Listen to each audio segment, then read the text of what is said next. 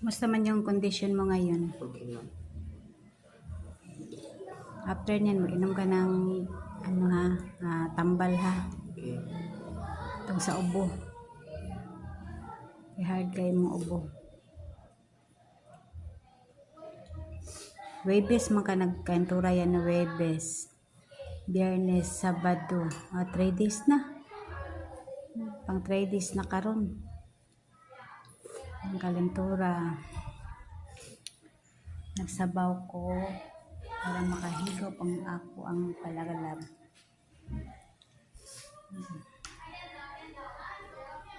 Higop pag na lab para lami. Nakakaw na po ng gulay lab ha. Naisdaan na sa loob. Pili lang ka kaning giprito o kana. Ha? Love you, love.